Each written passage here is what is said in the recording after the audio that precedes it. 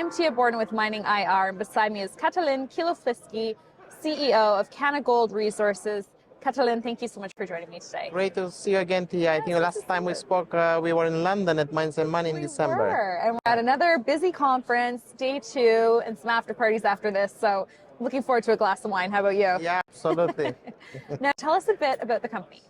Well, Canagold is a main board TSX listed company, and it's really advancing towards a production path, the highest grade undeveloped gold project in Western Canada. So we are very excited to have a very solid shareholder, owns 40% of the company, who has in fact providing a financing commitment to advance the project through bankable feasibility as we speak right now, permitting, which is about to start very soon, and into a production decision. And you have one flagship project that you're working on. We have a few other projects, but really the flagship is the one, correct. Can you give us more details around that project? Yes, the project is roughly about 1.1 million ounces of high-grade gold, over 10 grams gold. We're estimating or targeting to have about a 10-year mine life, producing about 100,000 ounces of gold a year. The economics, will be defined in the bankable feasibility study as we speak right now, but for a bit of context, the company has prepared a preliminary economic assessment, which is public on our website, which show very robust economics and the reasonable capex to build a high-grade gold mine. And what's BC like as a mining jurisdiction? BC, as you know, it's very rich in resources, and it's a province that's really now generally committed to encourage mining. Not only the government has put additional resources in the mining space, and they're trying to make the permitting process a little bit more predictable, try to shorten it. So they've actually announced even last week during the Cambridge House conference additional resources on the government side to have people to process more requests. But also it's very unique because we have a very unique framework of working with the First Nations. As a matter of fact, Canagold has announced just a few days ago an initial agreement with a group of First Nations, which is TRTFN, in which territories we have the project. So we have an initial agreement to work collaboratively together as we begin the permitting process into a production decisions. And what does that partnership and community involvement look like?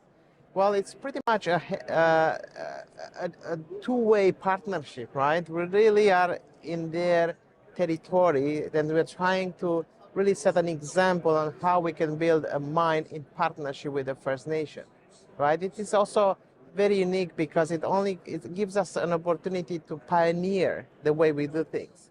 And we truly are genuinely committed to working together with them in a way that creates lasting legacies, not only for the group that we are working on, but hopefully for the entire area for many generations. So we are looking already of things that we can do beyond the mine life. Things that we could do, for example, training, and things that are going to be there, that are going to make, much larger impact than the project would based on a mine life, which is right now targeted for 10 years. Catalin, what are some catalysts that investors should be aware of? That's a very good question, because as we going right now through the bankable feasibility study, you would be expecting that additional news flow will come out.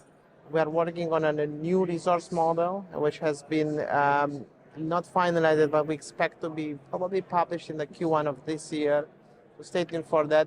And also, as we advance the project towards production, we will have milestones that will be making announcements, such as commencement of the permitting process, hopefully a second agreement with the First Nation, and on, right? So the evaluation of the company, that's really what investors are worried about. How can I make money? It's going to gradually happen, and it will be fundamentally driven out of things we are doing. And, we also have a very unique company. We are unlike any other junior company. Why? Because 40% of the shares are held by one investor, which is a private group, which has both the technical capabilities and financial abilities to advance the project, regardless what the market does.